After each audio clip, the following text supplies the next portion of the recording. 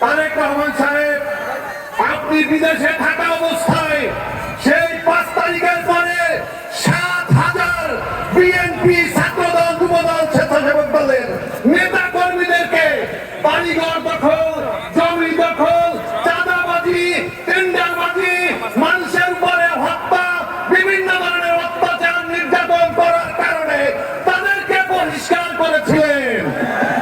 কিন্তু নির্বাচনের আগে দেখলাম সবাইকে বেকসুর খালাস দিয়ে দিয়েছেন।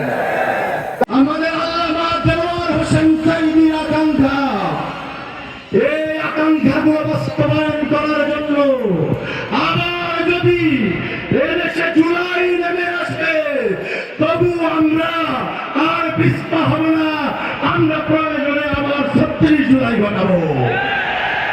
যে ভোট নাকি দেখিয়ে দিতে হবে, এই ভাষাটা আওয়ামী লীগের ভাষা। আওয়ামী লীগটা বলতে বলতে খেয়ে দিতে, তাহলে প্রমাণ হয় আওয়ামী লীগ আর তারা একই সূত্রে কথা। সবাই ভাইরা, ওরা পরিকল্পিত ভাবে আল্লামা সাঈদীকে হত্যা করেছে।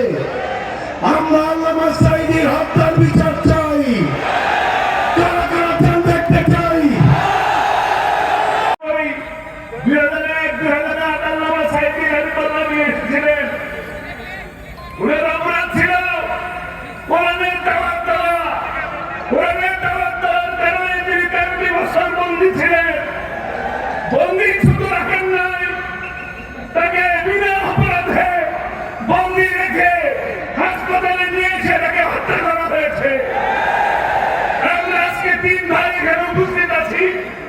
আমার একটা বড় ভাইও, আমার ছোট্ট বড় ভাই কোর্টের মধ্যে হাজত একটা মারা গেছে। আল্লাহ রাব্বুল আলামিন তাকে জান্নাত নসিব করুন। প্রিয় বাংলাদেশের 18 কোটি মানুষের সম্পদ চুরি করে বিদেশে যারা পাচার করেছে 28 লক্ষ কোটি টাকা, আল্লাহ তাআলা এই দেশ সবার সুযোগ দিলে ওদের মুখের বিরুদ্ধে হাত, বুকে, পেটের ভিতর থেকে তা বের করে আনা হবে ইনশাআল্লাহ। ব্যয় হবে ইনসাফের ভিত্তিতে। বাংলাদেশের যে এলাকা যতটা পিছিয়ে পড়েছে, বঞ্চিত হয়েছে, ইনশাআল্লাহ উন্নয়ন শুরু হবে ওখান থেকে। দেখা হবে না লাল নীল টেলিফোনের খেলা, দেখা হবে না কে প্রেসিডেন্ট, কে প্রধানমন্ত্রী, কে মন্ত্রী, এইটা দেখা হবে না। দেখা হবে না ন্যায্য এবং ইনসাফের ভিত্তিতে কোন এলাকা কোন জিনিসটা আগে পাওয়ার অধিকার রাখে। আমরা সেই হিসাবের বাংলাদেশ গড়তে চাই। এই যাত্রা আপনাদেরকে আমরা সঙ্গী হিসাবে পেতে চাই।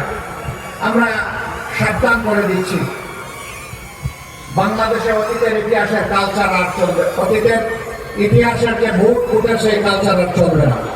তোমার ভোট তুমি দিবে, আমারটা আমি দেব, স্লোগান ওইটা শেষ। আমারটাও আমি দেব, তোমারটাও আমি দেব, এটা আর চলবে না। আগামীতে যদি কেউ ভোট চুরির চিন্তা করে অথবা কোনো ইঞ্জিনিয়ারিং এর চিন্তা করে, যত বড় শক্তি হোক আমরা ছেড়ে কথা বলবো না ইনশাআল্লাহ। এ ভোটের জন্য লড়ে যাব। 18 কোটি মানুষের 12 কোটি 50 লক্ষ ভোট, এটাকে নিশ্চিত করা হবে ইনশাআল্লাহ। অতএব এখন থেকে পাহাড় আসুন, আর কোন চোরকে আমরা ছেড়ে কথা বলবো না। 2 নম্বর, আমরা যুবকদেরকে কোনো বেকার ভাতা দিতে পারবো না।